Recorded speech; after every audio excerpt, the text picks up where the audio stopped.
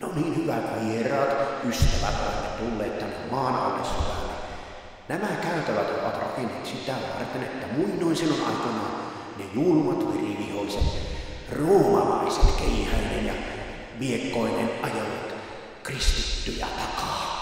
Ja kristityt löysivät nämä katakombit täältä ja osittain olivat itse niitä rakentamassa ja he pääsivät tänne pakoon. Täällähän niitä on 100 000 kilometriä. Minä olen tämän joskus askelmittarilla mitannut.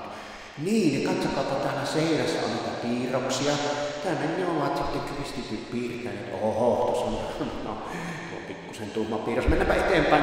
No niin, tämä on hyvin semmoinen oikein vaikuttava, niin kuin huomaatte, niin näitä on täällä niin 100 000 kilometriä.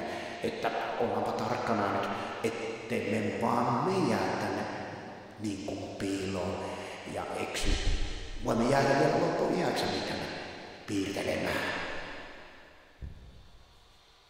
Hei hei! Hei hei! Missäs minä olen? Hei hei! Minnekä te katositte? Hei hei! Hei hei! Ettekö te jättänyt minua tänne? Hei hei! No! Perskele.